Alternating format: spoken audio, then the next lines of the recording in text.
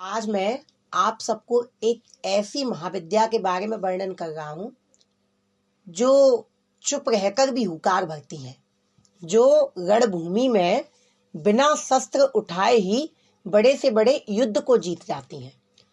वो 10 महाविद्याओं में 8वीं महाविद्या जो सिद्ध विद्या, त्रिविद्या तथा पराविद्या कहलाती हैं, वो है राजराजेश्वरी माँ पीताम्बरा माई। पीताम्बरा माई पीत वस्त्र धारणी कंचन के समान, कंचन यानी सोना, सोने के समान काया वाली जो अद्भुत अलौकिक सुंदरता की देवी जो पीताम्बरा माई कहलाती हैं। कि झील से एक देवी का प्राकट हुआ विष्णु जी के कठोर तप द्वारा। उस देवी के स्तंभित शक्ति में इतनी ताकत थी कि जो प्रलयकारी तूफान पूरी सृष्टि को लिगलने पर तुला था, जिस तूफान के आगे ब्रह्मा विष्णु महेश भी नहीं टिक सके, ऐसे तूफान को माता ने अपनी स्तंभित शक्ति द्वारा नजरों मात्र से ही रोक दिया था। माता की स्तंभित शक्ति का ये तो एक छोटा सा नमूना था। माता की स्तंभित शक्ति का जो चमत्कार है, जब और बढ़कर सामने आता है, जब ब्रह्मा जी द्वारा वरदानित एक असुर को यह वरदान मिला था वाक सिद्धि का। वाक सिद्धि का अर्थ होता है कि वह असुर जो भी अपनी वाणी से कह दे वो बात सच हो जाए, उसे वाक सिद्धि कहते हैं। मान लो उस असुर ने आपसे कह दिया कि आप पत्थर के बन जाओ, तो आप तुरंत पत्थर के बन जाओगे। उससे तो कोई युद्ध भी नहीं जीत पाता था। सोचो, ऐसे असुर जिसे वाक सिद्धि का वरदान प्राप्त हो, माता ने ऐसे असुर की वाणी को भी स्तंभित कर दिया था। माता की स्तंभित शक्ति में इतनी ताकत है कि माता का जन्म कैसे हुआ था, सबसे पहले उसके बारे में वर्णन कर रहे हैं।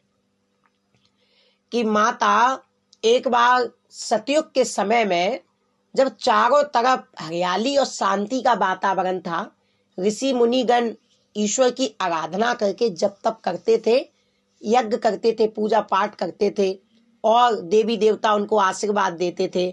इतने सुंदर वातावरण में, लेकिन सृष्टि का नियम है, यदि शांति है तो अशांति भी कहीं ना कहीं होगी। नियति को तो कुछ और ही मंजूर था।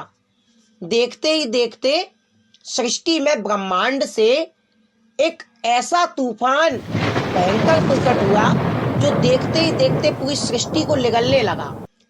ये कोई मामूली तूफान नहीं था, ऐसा तूफान जिसमें ब्रह्मांड के टूटने की आवाज थी, समुद्रों की लहरें जो अपनी सीमाओं को पार करके सृष्टि को डुबाने पर तुली थी, पहाड़ ताश के पत्तों की तरह ढह रहे थे। इतना भयंकर तूफान जो आसमान से आग को बरसा रहा था। सारे देवी देवता त्राहिमाम करते हुए भगवान श्री पालनहार विष्णु जी के पास जा पहुंचे और विष्णु जी से आग्रह किया कि हे प्रभु, इसका कोई निवारण निकालो, ऐसे तो पूरी सृष्टि खत्म हो जाएगी। विष्णु जी भी अब सोच नहीं पा रहे थे इसका क्या कारण है। उन्होंने अपना ध्यान लगाया तो ध्यान से उन्हें पता चला ये कोई प्राकृतिक तूफान नहीं है जो अपने आप उठा हो, या फिर ये कोई प्राकृतिक आपदा नहीं है, ये तो सारे असुरों की माया का प्रतीक है जो आसुरी ऊर्जा के प्रभाव में एक ऐसा तूफान प्रकट किया है जो पूरी सृष्टि को नष्ट करने पर तुला है। विष्णु जी अचंभित हो उठे कि इसका निवारण कैसे निकाले। ब्रह्मा जी के भी पास इसका कोई निवारण नहीं था। अब शंकर जी के पास पहुंचे। शंकर जी के पास सारे देवतागण, ब्रह्मा जी और विष्णु जी जा पहुंचे। शंकर जी को श्री हरि नारायण ने सृष्टि के विनाश का पूरा हाल कह बताया। शंकर जी ने विष्णु जी का मार्गदर्शन किया और शंकर जी बोले कि हे नारायण, श्री हरि विष्णु, आप देवी की आराधना करें और अपने पवित्र तप द्वारा उन्हें प्रसन्न करें, क्योंकि देवी ही सृष्टि की मूल ऊर्जा है। इस भयंकर तूफान को सृष्टि से जरूर समाप्त कर देंगी, जिससे बुराइयों का अंत होकर सच्चाई पुनः स्थापित हो पाएगी। विष्णु जी शंकर जी का मार्गदर्शन करके अब आगे बढ़े और एक पवित्र स्थान की खोज में निकल पड़े। पवित्र स्थान की खोज में विष्णु भगवान सौराष्ट्र पहुंचे। सौराष्ट्र यानी आज का गुजरात। सौराष्ट्र में उन्होंने एक दिव्य सरोवर देखा जिसका जो जल है वो हल्दी की तरह पीला था।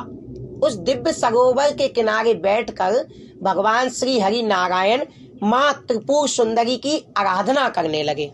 भगवान श्री हरि विष्णु के तप में इतनी तीव्रता और पवित्रता थी कि उस हरिद्रा सरोवर का जो जल था वो खदकने लगा, इतना गर्म हो गया। बैसाख महीने की शुक्ल पक्ष की अष्टमी तिथि को आधी रात में ब्रह्मांड से उस सरोवर में एक प्रकाश प्रकट हुआ और देखते ही देखते उस प्रकाश से जल में एक आकृति बनी और उस आकृति से एक देवी प्रकट हुई जो पीत वस्त्र धारणी, पीतांबर पटधारी, जिसके लंबे घने केस, चंद्रमा की ज्वलता और सूर्य का तेज प्रकाश उनके चेहरे पर और कंचन के समान उनकी काया, सोने का मुकुट धारण किए हुए, मन तथा वाणी उनको पा नहीं सकती इत्यादि, मध्य उनका अंत नहीं है, नगुण स्वरूप सृष्टि भूति आदि भक्तों के कष्टों को नष्ट करने वाली, एक हाथ में पास और एक में गदा पकड़े माँ बगुला मुखी प्रकट हुई। भगवान श्री हरि विष्णु ने माता को प्रणाम किया और माता मुस्कुराई। माता ने उनके तप का कारण पूछा तो माता को विष्णु जी ने सारा हाल बताया कि सृष्टि में, हे देवी माँ, मेरे मन के भाव आपसे छुपे नहीं है। सृष्टि को पूर्णतः समाप्त करने के लिए एक ऐसा असुरी तथा भयंकर तूफान प्रकट हुआ है जो समस्त संसार को नष्ट करने पर तुला है। हे माँ, अब आप ही अपनी अलौकिक माया से इस तूफान के तेज को रोकिए जो सृष्टि को समाप्त करने पर तुला है। माता मुस्कुराई। माता ने अपनी स्तंभित शक्ति से उस तूफान को एक नजर मात्र से ही रोक दिया। माता के अलौकिक चमत्कार की माया, माता के सोचो स्तंभित शक्ति में इतनी ताकत कि जिस तूफान को ब्रह्मा विष्णु महेश आदि देवता गण भी नहीं रोक पाए, उस तूफान को माता ने अपनी स्तंभित शक्ति से ही, अपनी एक नजर से ही उस तूफान को शांत कर दिया। अब समंदर का पानी अभी स्थिर हो गया जो सृष्टि को समाप्त करने पर तुला था। पहाड़ भी अपनी जगह स्थित हो गए। चारों ओर हरियाली और शांत वातावरण फिर से प्रकट हो उठा तथा सभी देवतागण माता की जय जयकार करने लगे और माता का बारंबार धन्यवाद और माता की आराधना करने लगे। ये तो माता की एक महज छोटी सी स्तंभित शक्ति की माया का एक बहुत छोटा सा नमूना है। माता की एक और दिलचस्प कहानी हम आप सबको बता रहे हैं। यह कथा प्रमुख पौराणिक ग्रंथों में तो नहीं मिलती, लेकिन तंत्र परंपराओं में बहुत प्रसिद्ध है। यह कहानी एक ऐसे असुर की है जिसको माता ने शस्त्रों से नहीं बल्कि शब्दों से हराया था।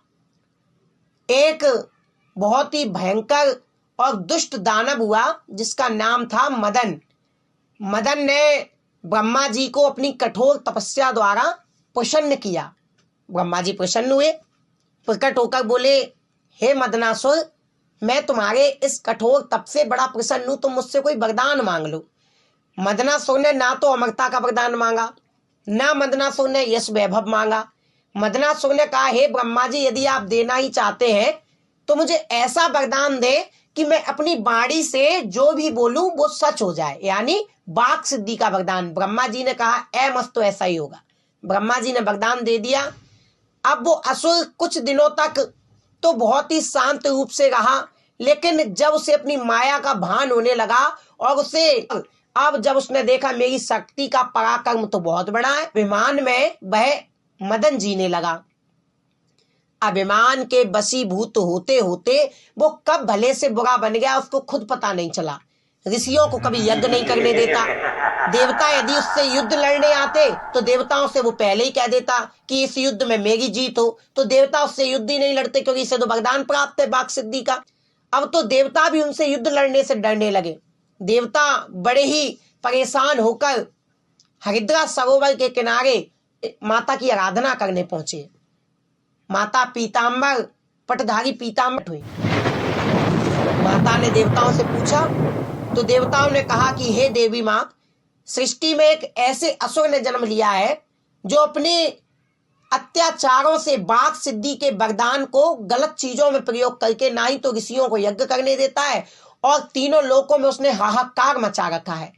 माता को देवताओं की ऐसी बात सुनकर बड़ा क्रोध आया और माता ललकारती हुई कि जहां वो असुर अपने अत्याचारों की सीमा का ललकारती हुई पहुंची, जहां पर वो मदनासुर अपनी सीमाओं को, जो अत्याचार की सीमाएं थी, उसको पार करता जा रहा था। आज अभिमान उसके मस्तिष्क पर इस तरह सवार है कि सामने खड़ी देवी की माया की अलौकिक शक्तियों को भी वो जान नहीं पाया और माता से ऊंचे स्वर में बोला, ए देवी, तुम क्या बिगाड़ लोगी मेरा कि मुझे बाघ सिद्धि का वरदान प्राप्त है और मैं क्या कर सकता हूं इससे अधिक। वह माता से कुछ कह पाता, माता ने उसके समीप हवा के समान जाकर उसकी जीभ को पकड़कर खींच लिया और उसमें गदा से 2 प्रहार किए। माता बोली, ए दुष्ट, मैं साक्षात माया हूं और तू मुझे माया दिखाता है।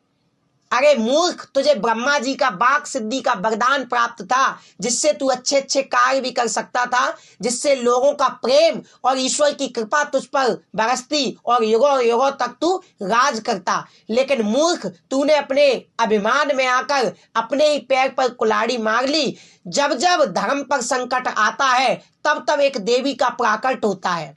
तुझे क्या लगता है, तुझे बाघ सिद्धि का प्राप्त है वरदान तो तू कुछ भी करेगा।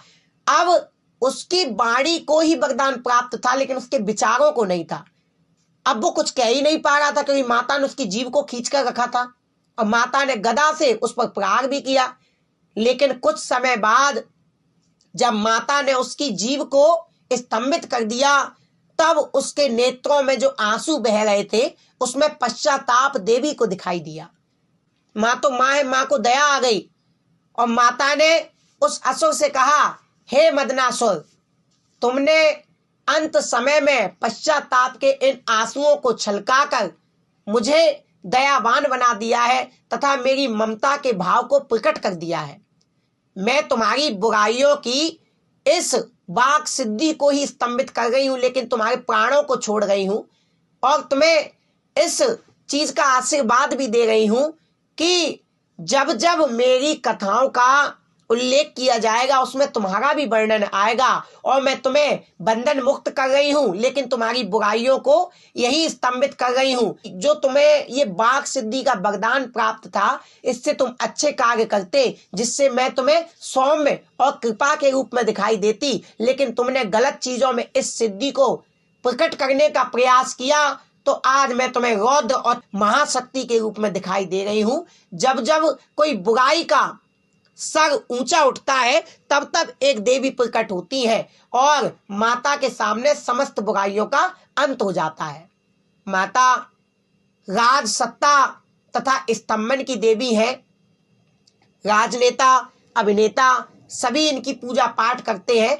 अलौकिक सुंदरता की मालकिन पीताम्बरा पटधारी माँ पीताम्बरा देवी की कृपा जिस पर भी होती है, वह अनंत सृष्टि के सुख वैभव भोग कर माँ के धाम को जाता है।